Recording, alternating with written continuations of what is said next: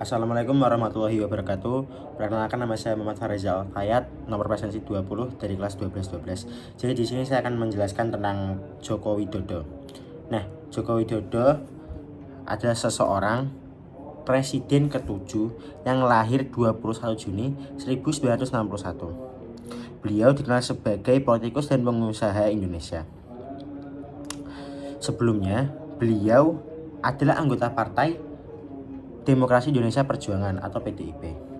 Ia adalah presiden Indonesia pertama yang bukan berasal dari elit politik maupun militer.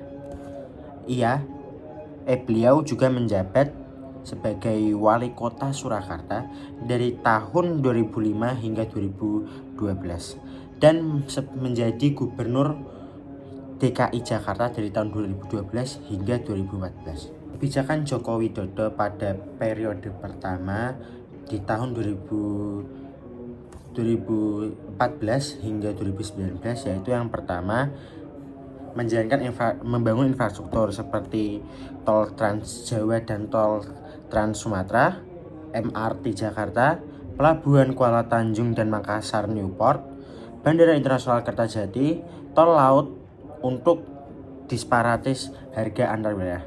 Yang kedua ada reformasi ekonomi, pengurangan subsidi BBM, kemudian investasi, penerapan online single submission atau OSS, dan mendorong investasi asing dengan paket kebijakan ekonomi. Yang ketiga ada program sosial. Program sosial sendiri itu ada kartu Indonesia Sehat seperti KIS, kartu Indonesia Pintar atau KIP, dan dana desa. Lalu ada reforma agraris, yaitu seperti redistribusi lahan dan sertifikat tanah untuk rakyat kecil, pengelolaan hutan sosial untuk masyarakat adat dan petani. Dan yang kelima, politik luar negeri. Konsep poros maritim dunia sebagai prioritas termasuk penguatan keamanan maritim dan perdagangan laut. Lalu yang keenam, penanganan lingkungan, yaitu moratorium izin baru perkebunan sawit dan tambang di hutan primer dan penanganan kebakaran hutan lebih ketat.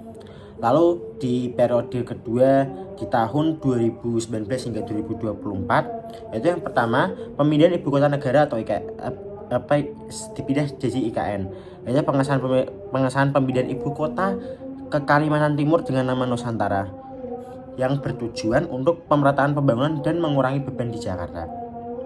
Lalu yang kedua ada hilirisasi sumber daya alam, yaitu larangan ekspor biji mentah untuk mendorong pengolahan SDA di dalam negeri terlebih dahulu agar mendapat keuntungan lebih banyak. Lalu pengembangan industri berbasis SDA. Lalu yang ketiga ada Omnibus Law atau Undang-Undang Cipta Kerja, yaitu penyederhanaan regulasi untuk menarik investasi dan menciptakan lapangan kerja, menuai protes karena dianggap melemahkan perlindungan tenaga kerja dan lingkungan. Lalu yang keempat ada kebijakan politik sosial dan ekonomi, yaitu kartu prakerja dan program percepatan digitalisasi ekonomi. Yang kelima ada penanganan COVID-19, yaitu program vaksinasi massal dengan target seluruh penduduk, dan ada PPKM, yaitu pembatasan kegiatan masyarakat. Dan keenam transisi energi dan lingkungan, berfokus pada pengembangan energi terbarukan dan berfokus kepada program kendaraan listrik untuk mengurangi emisi karbon. Lalu yang terakhir ada politik luar negeri, yaitu melanjutkan kepemimpinan Indonesia di ASEAN, peran aktif dalam isu global seperti perubahan iklim dan perdamaian Myanmar. Lalu berakhirnya Presiden Jokowi yaitu pada tanggal 20 Oktober 2024 yang digantikan oleh Pak Presiden Prabowo Subianto yang menjadi presiden ke-8. Sekian dari saya, terima kasih. Wassalamualaikum warahmatullahi wabarakatuh.